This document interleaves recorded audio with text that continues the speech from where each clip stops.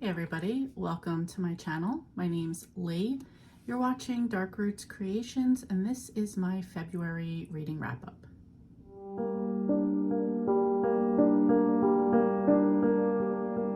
So let me start by saying that this is not my first recording of this. It is currently the 23rd of February. I started recording this on February 3rd, but I was still having those like sound issues. And when I just went back, I thought it had been resolved. So when I just went back to watch like the first few clips that I did, sorry, I have a hair on me. The first few clips that I did, they were terrible, especially the first two. The third one is okay. It was the better of the three, but it was still not great. So I'm going to like review the first two books again now, which sucks because I was so passionate about both of them the first time around, but it's up and down. You can't hear it. And I wouldn't even want to put that out. So the third one, please forgive it. It's not that long. And you can get through it enough. If you want to skip through that section, I totally get it. And then after that, it gets better. So One Summer will be the third clip in this, and that will be the kind of crappier one. Yeah, so I'm sorry about that. I have since gotten a new phone.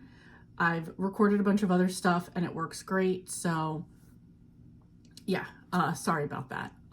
Anyway, let's get into it. Okay, so the first book I read in the month was Second Nature by Nora Roberts. This is the first book in the celebrity magazine duology. Sorry if I'm looking down at some notes because I had to go back and like listen to what I said before. This is about a woman named Lee. She is a reporter for Celebrity Magazine.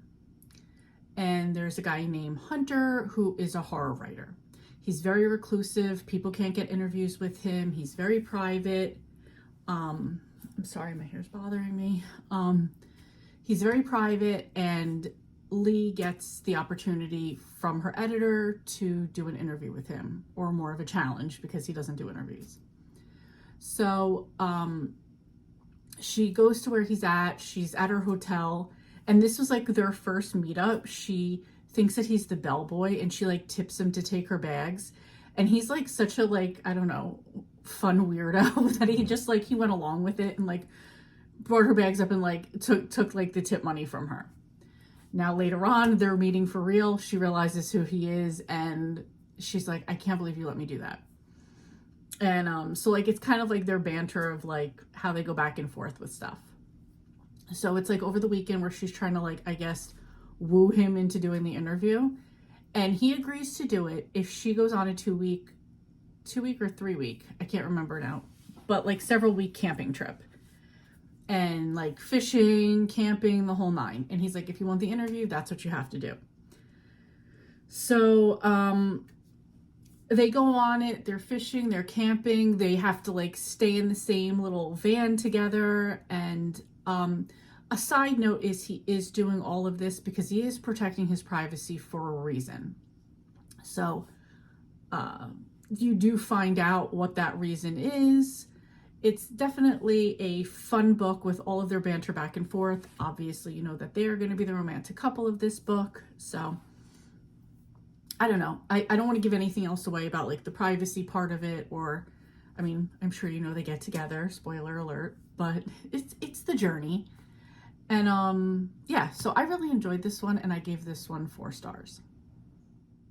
Okay, the next book I read, and even at the time I said I debated on even talking about this book. This was a book that we were reading for my Bible study. The time between Christmas and Lent, they call renewal, and we were reading this book for renewal. And this is Teatime, Discipleship, Sharing Faith One Cup at a Time by Sally Clarkson. So we read this in 2 parts, and I'm going to read you a review off of Goodreads that kind of sums up how I thought about this. So this is by a woman named Anna Scott, and she writes, "This book is my core aesthetic. Jesus, tea, literature, community, beautiful blue teacups on the cover, all of it. On a more useful note, I absolutely love this book. There was nothing necessarily groundbreaking about its contents, but it was a beautiful reminder to slow down and set my priorities straight. Whether it means something as simple as pausing to make a cup of tea when I'm stressed, or hosting a big tea and welcoming friends and families, this book made me want to slow down and appreciate the important things in life. Some of the highlights of this book include an extensive list of teas and what they are best paired with, Sally's favorite recipes for hosting family and friends, simple ways to bring discipleship and hospitality into your own life. And then she goes on to say the only downside was that she listened to this book, so she didn't get to see the pictures. And there are gorgeous pictures in here. So I just randomly open up. Can't do it that way. Sorry, I'm left-handed. It's weird. Everything's awkward. Here's another one. And I mean, you'll see I highlighted through a lot of this book. Let's see here. And so there was like gorgeous pictures throughout this book, and I've tabbed where the woman is right. There's some favorite recipes in here that Sally puts in here, and they look delicious. So I absolutely want to try some of these. Side note, she also recommended her like everyday tea is like a Yorkshire Gold. So Yorkshire, whatever, however you guys pronounce it. And I ordered some of it, and it has become my like go-to black tea in the morning that I drink, and I love it. So so in Bible study, like we're kind of really this year we're like talking more about like the feminine, and that's like why this book was the renewal. We have another book later on in the year that I'm sure I will talk about. So we read this in two parts. We read Run. We read one half of it, and it was designed to read a little bit every day. And then we have a group discussion, and then the second half. And in this, when we all started talking about the book, this one woman said at first that she really couldn't get into it. I forget why now she said that, but then she heard all of us talking about it, basing it on friendship. And really like female friendship and getting together, and how sometimes it can be very intimidating, like to invite people like that you don't know to try to make new friends. And after all of us had talked, she said at the end, like, you know what?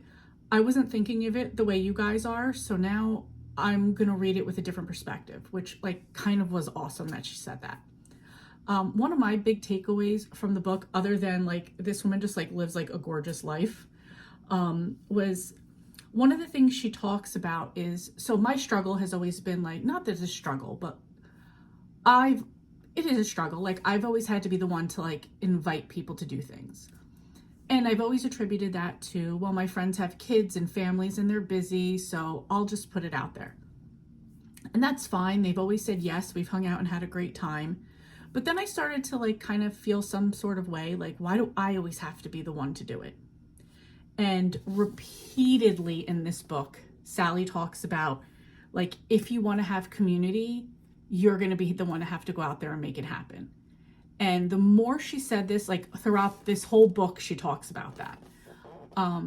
That really just made me like change my mind on having to be the one to do that. And I've since invited multiple people to go out. I've said like, you know, just 30 minutes of coffee, really quick, let's just catch up. And I just went out with one of my friends last night, or actually I didn't go out with her. I went to her house to go get a massage. And we were talking about how we had recently seen each other like a few days ago. Randomly, we saw each other in the grocery store. We both live in the same town, but we were in a different town at the grocery store. We just ran into each other. And we were talking about how excited we were to see each other and give each other a hug. And she was saying like how she's so happy that we've been having like these little small coffee dates. And like, I started telling her about this book and she was laughing, like, cause I was like, that's why I've done it. And like, I feel like she's probably truly like the one friend that I've tried so hard to like cultivate my relationship with her. And I feel like it just paid off. And like, ever since we've been doing this, and especially talking last night, like, I feel like this even brought us closer. And I'm actually like glad right now talking to you guys about this. Like when I did this in the beginning of the month and I read this, I didn't have that experience to tell you right now. So I'm even happier that I have that one now. And if you can't tell, I gave this one 5 stars. I love this book. Hey guys, it has been a long time since I've done a clip in my car. I'm hoping that the audio has finally gotten fixed on the mic, considering the last 2 clips I've done are like this. If not, it'll be disappointing, just a quick little rundown, but anyway. Just left the gym, so I figured I would use this time to tell you about the book that I just finished. And I've been struggling a bit, just personal life. Struggling a bit because I don't ever want to go to the gym after work. I'm tired, which most of us are. So I decided to try to switch it up and go in the morning. This is my first day trying to do that. I'm sorry for the bumps. This is like on an unpaved back road and all the trucks are pulling in for the morning. So I decided to go in the morning, and I got up a little bit late because I had a dream where I was like, oh, fuck it, I'm not going to go. And then I woke up and I was like, oh, I can still go. Okay, I don't know how you do it in Washington, sir, but we usually go when we get to a stop sign. Alright, I'm not going to be annoyed. Let's talk about this book. So, anyway, my point was that I'm trying to get up early and go in the morning. That way, at least if I don't wind up going, I still have the second chance of going later on in the afternoon. So, went today. It's 7:34. I should have really been home in the shower by now, but it's okay. I'll make it work. I'm sure we all have those levels of like, depending on what time you get up, depends on what you're going to do. Like at this point, it's like definitely not washing my hair today. So whatever. All right. So the book that I just finished was One Summer by Nora. This was the second book in the Celebrity Magazine series. And this one is about 2 photographers, Shade, who's a guy, and Brian, who's a girl. And they're both, he's a little bit more well-known of a photographer. She works for Celebrity Magazine, which is how she knew Lee from the first book, Second Nature. So he's more famous. She works for the magazine. They both have their own style and really don't want it to be corrupted by the other one's style. But they get thrown together to go on like almost like this cross-country trip of just taking like candid photos of people in like different situations. So they go together in a van and they're traveling together in the van. They're sleeping in the van together most of the time too. So, you know, that's going to create a bit of tension there. And it does, because I'll tell you what, I'm not a prude, but like I feel like this whole book was sex. Like either we were thinking about it, we were doing it, it was afterward and we were talking about it. This light is just making me look fucking 80 years old right now. Alright, we're at like, I understand like you stop for track crossing, but come on. Whatever, river. Anyway, stay on focus. God, this light is not doing anything positive. Anyway. So, they're thrown together, they're doing it. There are a few cute scenes like where like they're at a baseball game and they're each taking their different like style of photography. They go to a carnival, but honestly I just thought so much of it was like all the sex and why we don't want to be in a relationship together, which, you know, clearly by the end they're going to be. So I mean, it wasn't bad, but it wasn't my type of book either. So I'm going to say 2.5 stars. It wasn't good to me, and it was a little bit more than okay. So I definitely enjoyed the first book way better. You do at some point while they're traveling, you do run into Lee and her now husband, whose name I can't remember now. I'm going to leave the link below for my reviews of these videos, but I wanted to add Happy Place by Emily Henry. For this one, it was my favorite setting, Maine and Vermont. It was a 5-star prediction, and my favorite trope, which is forced proximity. And then Book Lovers by Emily Henry. This was my favorite color, aqua, on the cover. Hello, everyone. Happy Wednesday. Happy Valentine's Day. Happy Ash Wednesday. Anyway, I wanted to do a quick review for Mr. Tender's Girl by Carter Wilson. This was my buddy read with Sharon. This is a thriller. It's inspired by a true story. I don't know how much of it. It's about a girl named Alice. When she was a teenager, she was attacked by two girls she went to school with, two twins, who stabbed her, attacked her, and after they did that, they said that the reason they did it was Mr. Tender told them to. And Mr. Tender was a character her father created. Her father was an artist, and he created this whole graphic novel series based on Mr. Tender. And yeah, so that happens, and now it's years later. Alice is an adult. Obviously, she survived. And the twins are getting out of jail. At this point, Alice has moved from London, UK, England, to New Hampshire in the United States. She's changed her name. She's been living a different life. Along the way, her father passes away. I'll let you read that story of how that happened. And her mother and her brother also live in the United States. And all of a sudden, she's learned jujitsu along the way. She's learned to defend herself. She doesn't keep knives in her house. She's got that trauma that goes along with that. She has her own little boutique store that she has her assistant works at too, and she's just trying to live her life. But she feels oh, sorry, my sister was texting me. She always feels like somebody's watching her and something's not right. And then all of a sudden she gets something sent to her that would have only been somebody from her past. And she realizes that Mr. Tender is still here. And how could that be? Because Mr. Tender is not real, right? So the story goes from there. I was super interested in the story for about 75% of it. It was more of a mystery. We're just following along and trying to figure out what happens. I don't want to give too much away, but we do get a lot more of the backstory of the girls and them now and their family, her family. Her mother takes care of her brother, and there's something wrong with him.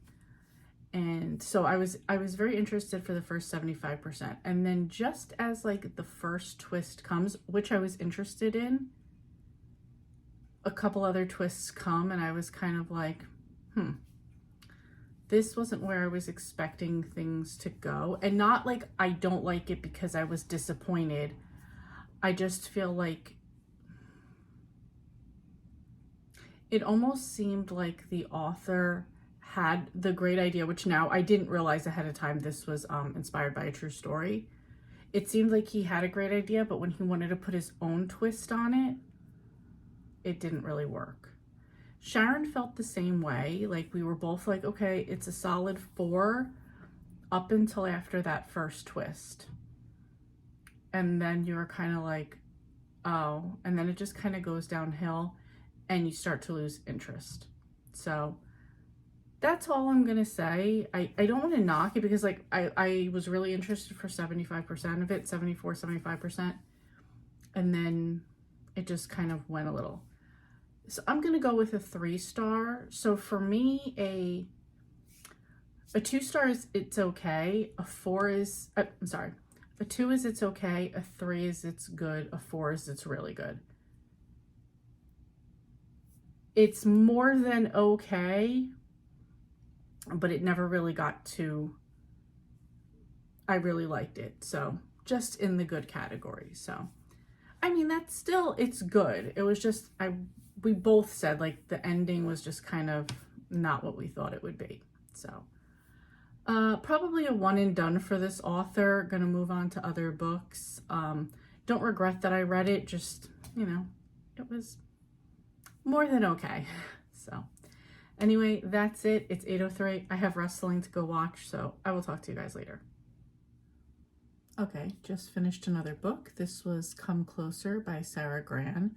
This is a horror genre book. It was about it was less than 200 pages. And in this story, there's Amanda who has a great life. She works as an architect. She's married. And one day she starts hearing this noise, and the noise leads into thoughts. Thoughts lead into things happening that she doesn't realize. She starts dreaming about this woman with sharp teeth. She starts taking these, like, am I possessed questionnaires, and she starts going to people that can try to help her with it. She went to, like, a psychic woman who told her to, like, put this stuff on her, and she winds up going to, like, a psychiatrist and a bunch of stuff. Like, she tries so many things, and yet things still keep happening. So she's like, am I going crazy, or am I possessed by a demon? So story goes from there. There were quite a few creepy parts while this was going on. I was kind of like, the hairs on the back of your neck stick up type of thing. So yeah, so that happened. I don't want to say how it ends, because it does kind of, it's telling a story, and then it doesn't end abruptly, but it just ends. So that's still not giving anything away. So if you're into horror, I thought, like, for like a shorter-ish story, this was pretty good. Creep factor and I guess still good, because I'm creeped out by it. So I would say I'd give this 4 stars. I think that the author did her job, and actually I want to see what she looks like, because when I hear somebody writes like horror or something, I want to see what she looks like. And excuse me, sorry, it's after 11, I'm tired. It's a picture of her, like, at a seafood restaurant, sitting down, like, at, like, the benches where you'd be waiting. So, okay, there you go. Anyway, that's it. 4 stars on this one, and I'll catch up with you when I finish my next read. Okay, it is February 26th. Last night, I finished another book. I was giving myself, like, 24 hours to, like, think about it. So I just finished The Teacher by Freida McFadden. She just doesn't disappoint for me, honestly. So this one was about a couple, Nate and Eve, or Nathaniel and Eve. They are a married couple. They're both teachers at a high school.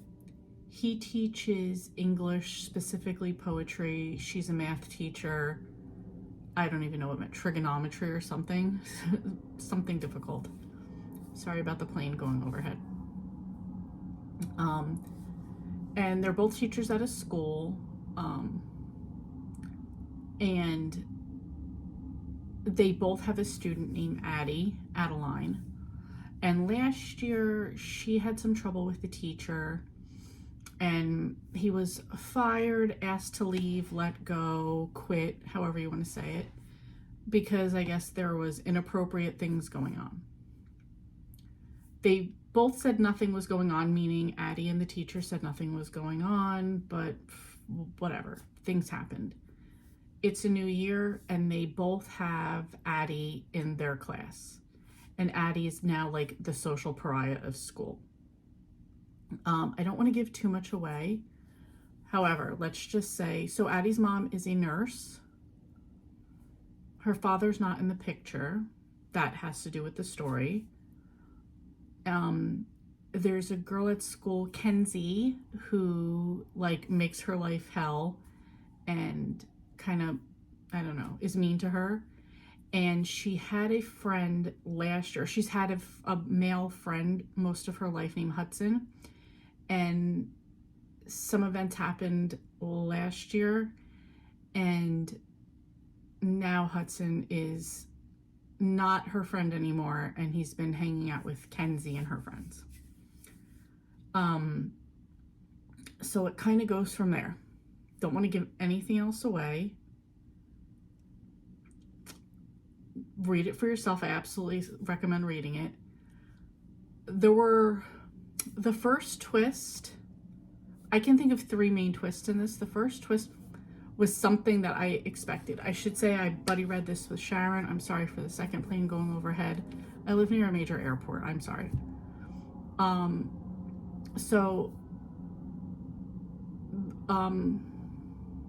I forgot what I was saying. So I feel like there were 3 major twists. The first twist, I should stop again. I feel like I already just did this. This was my buddy read with Sharon. We already read and discussed halfway through. I had made a suggestion about what I thought was going to be one of the twists, and it happened. So not really that surprised on that, but I'm glad because it went along with the story. Second twist, totally didn't see coming. Third twist, which was the very ending story, I didn't see coming, and I didn't think was that great. I think I'm gonna land on a 4.75 for this. I just feel like that last twist threw me off. It wasn't terrible. It was just, I can't really talk about it without going into spoilers. So if anybody wants to talk on the side, let me know. But I feel like it would have been obvious. It's kind of like Superman, when Clark Kent has on his glasses, like you don't know that it's Superman type of thing. So it just, and I think it was unnecessary on top of it. Like what the twist was, it could have just been what you were led to believe it was the whole time. Leave it at that. But other than that, I was super interested the whole time. I was engaged. Like I said, happy with the first twist. Second twist, I was like, did not see that coming. Really enjoyed it. Freida McFadden hasn't let me down. Sorry, there's another plane going by. Hasn't let me down yet. So 4.75 stars. And I really feel like I'm being a little bit picky with that third twist, but you know, it's my review and I'm allowed to feel how I want. So anyway, going to talk about that with Sharon tomorrow. It's the 26th. I'm trying to finish up a book I'm in the middle of right now, about 75% through that. I can finish that before the end of the month. I just have 2 other books that I have checked out from Libby. I'm hoping to get to. I doubt I'm going to finish by the end of this month, but we'll see what we could do. Okay, so I figured I would try to do a review in the car. Hopefully with my new phone, the sound is going to be okay. So, and it just started raining, so I was going to try to take a quick walk after work, but that's not going to happen. Anyway. Oh, should I be nice and let somebody in? Come on. You need an invitation, sir. Let's go. I've discovered, I think I have a theory why people lately, I'm sorry, I didn't mean for this to turn into a vlog portion, but you know, I'm in the car, so there could be road rage at any moment. I figured out, I think, why people, like when you're letting them go, you're high beaming them, you're waving them, they're so busy looking down at their phone that they're not even paying attention that you're going to let them go. And it's just, I'm not a texter and driver anyway. Come on, let's go. All these people are at the car wash. It's raining. It's just what's going on that's so important that you don't have to try to fight with me, girl. I'm going to let you go. It's fine. That there's nothing that's that important that you have to constantly look down at your phone like, oh, Kim Kardashian posted another post to make you feel bad about yourself. You're welcome. You don't need to like look down and risk your life and other people's lives over that. Anyway, that's my rant about people, and you're trying to do the most solid and let them in, and they're just looking down at their phone. Anyway, let's talk about the book that I just finished. So, I'm not going to remember who it's by. That's bad. Anyway, the book is called Aces Wild. I will put the cover here so you can see the author. I don't normally do a trigger warning because I think that they're spoilery, but I realize that in some cases people might want to know that. I'm going to say the aces in this story, it has a dual meaning. Like, it's kind of because they're gambling and it takes place in Vegas and it's a heist story. However, it does have to do with the group of people that are in this book are all asexual. So asexual people call themselves aces wild, you get it. If that bothers you, then you might want to skip this one. It is mentioned, not so much the asexual part, although that is mentioned a bit in the book. There is a non-binary character who goes by they, them. If that bothers you, that's in there.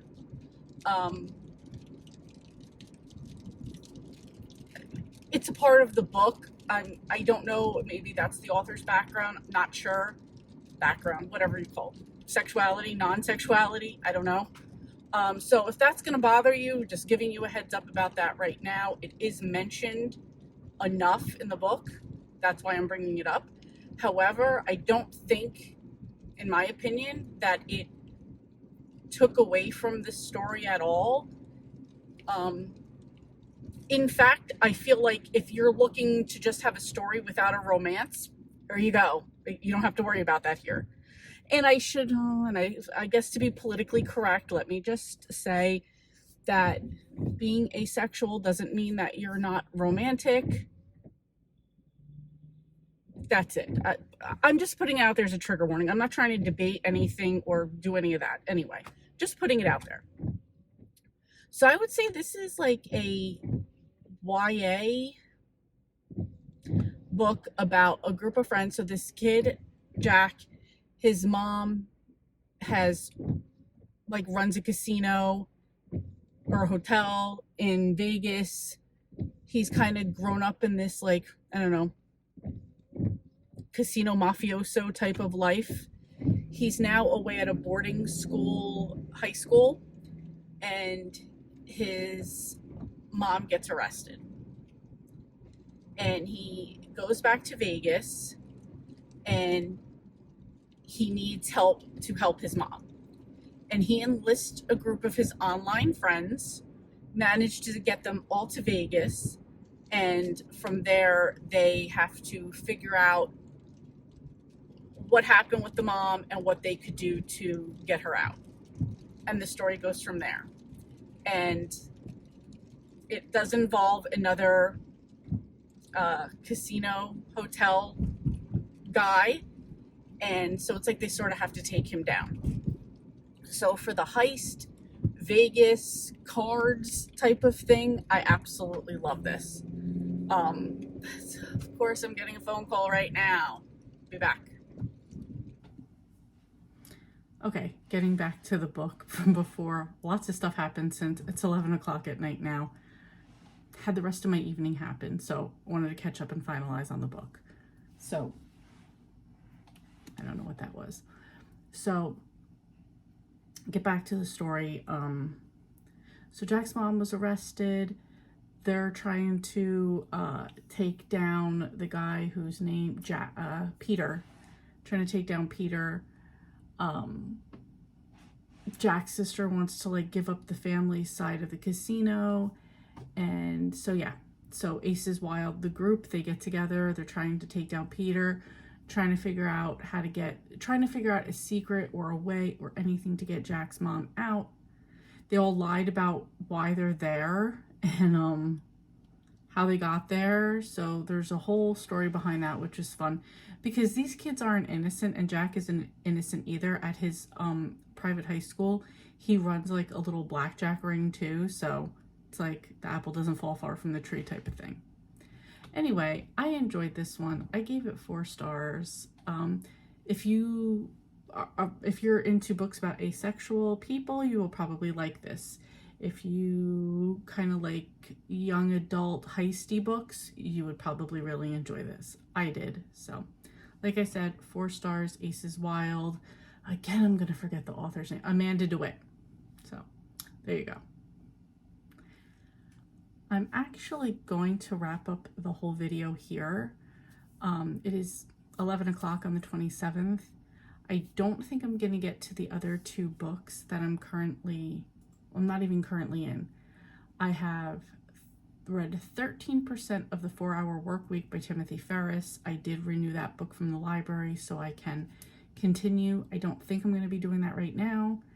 And the other one is an Alex Finley book, but I don't think I'm going to get it done anyway. I think I'm going to jump into the buddy read that I'm reading with Sharon next, and I believe we're only supposed to do a third of that by Friday, which is the 1st, so I don't think I'm going to put any more pressure on myself for the rest of the month to finish. So I'm going to wrap it up here. Let me know how February went for you guys. Did you get a lot of reading done? What readathon did you participate in? And let me know what your favorite book of the month was. Thank you guys so much for watching, and I will see you next time.